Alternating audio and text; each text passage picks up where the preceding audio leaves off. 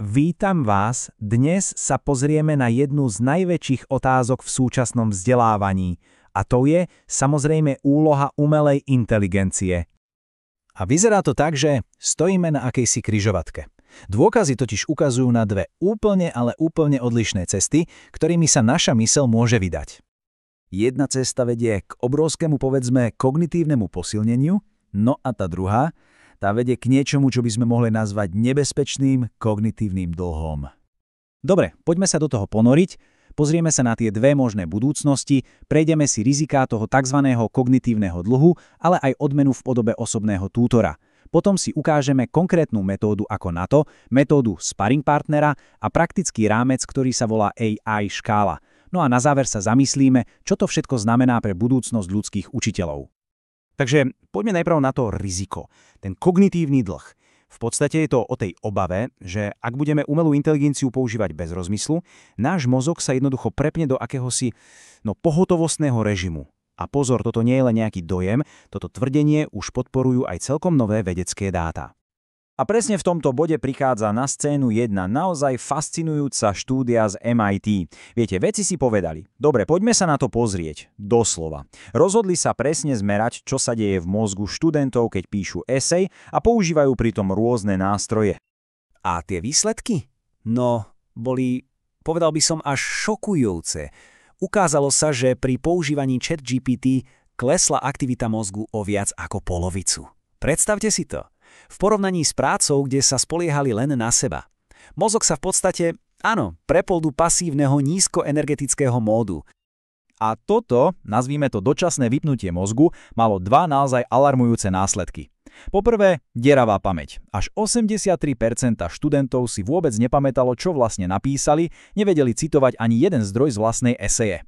A po druhé, ten spomínaný kognitívny dlh.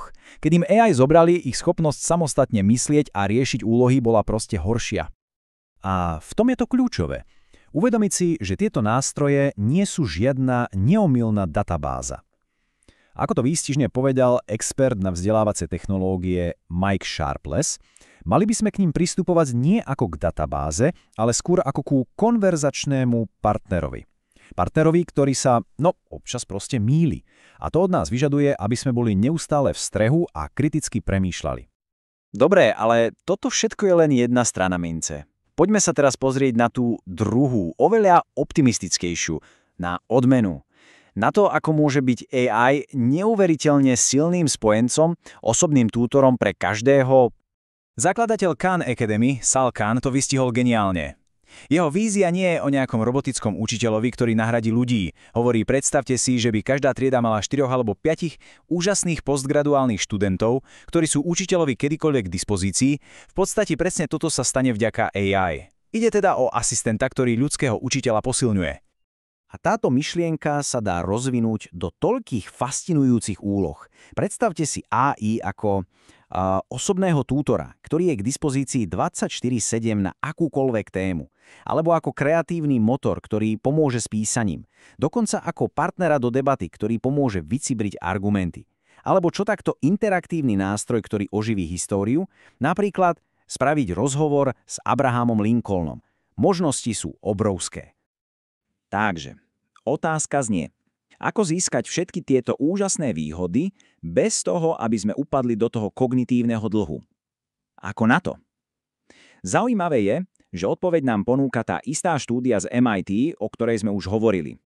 Ukázalo sa totiž, že keď študentom, ktorí najprv pracovali a premýšľali sami, dali k dispozícii AI, ich mozgová aktivita vôbec neklesla. Práve naopak, doslova explodovala. A prečo? Lebo nepoužívali AI ako barličku, ktorá urobí prácu za nich. Používali ju ako sparring partnera. A táto naozaj silná metóda sa dá zhrnúť do troch veľmi jednoduchých krokov. Poprvé, a to je najdôležitejšie, najprv premýšľajte sami. Vytvorte si vlastný základ. Po druhé, až potom použite AI, aby vás vyzvala. Pýtajte sa jej na protiargumenty, na alternatívne pohľady.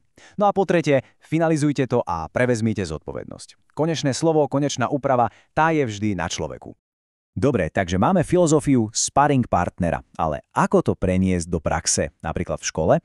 Na to bol vytvorený jeden veľmi praktický nástroj, ktorý pomáha učiteľom aj študentom. Hovorí sa mu AI škála. Je to vlastne 5-stupňová škála. Začína sa na úrovni 1, kde sa AI nepoužíva vôbec. To je dôležité na overenie základných vedomostí. Potom sa to postupne stupňuje. Na ďalších úrovniach môže AI pomôcť s brainstormingom, s úpravou textu, až sa dostaneme na úroveň 5. A tam už AI funguje ako plnohodnotný kopilot v celom procese. Super na tom je, že učitelia môžu pre každú úlohu jasne povedať: dobre, na túto úlohu platí úroveň 3. Aby to bolo jasnejšie, tu je príklad z informatiky. Úloha na úrovni 1? Jednoduché. Naprogramuj triediaci algoritmus bez akejkoľvek pomoci AI, napríklad na skúške. A úloha na úrovni 5? Spolupracuj s AI ako s kopilotom a vytvorte spolu kompletný model strojového učenia. Vidíte ten rozdiel? A tým sa dostávame k poslednej, no možno najdôležitejšej časti. Čo to všetko znamená pre budúcnosť učiteľa? Nahradí AI ľudských pedagógov? Zdá sa, že konsenzus je jasný. Nie. Práve naopak, ich úloha bude ešte dôležitejšia. Predstavte si to takto. AI dokáže prebrať tú rutínu časť, to strohé odozdávanie informácií. A vďaka tomu sa do popredia dostanú a stanú sa ešte cennejšími tie zručnosti, ktoré sú, jedinečne ľudské. Presne ako hovorí Mike Sharples, učenie je v podstate profesia založená na starostlivosť. Dobrí učitelia sa o svojich študentov starajú. AI je vo svojej podstate nestarostlivá. A to je ten zásadný rozdiel. AI môže byť fantastický nástroj, ale nedokáže napodobniť to mentorstvo, tú empatiu, ten osobný vzťah. Takže úloha učiteľa sa mení. Už to nie je len o tom byť zdrojom informácií. Stáva sa z neho skôr mentor, sprievodca, coach kritického myslenia, človek, ktorý rozvíja sociálne a emocionálne zručnosti, a to sú veci, ktoré AI jednoducho nedokáže nahradiť. A tak na záver zostáva jedna veľká hlboká otázka na zamyslenie pre nás všetkých. Keď sa umelá inteligencia stáva partnerom našej mysle, čo to potom naozaj znamená byť vzdelaný?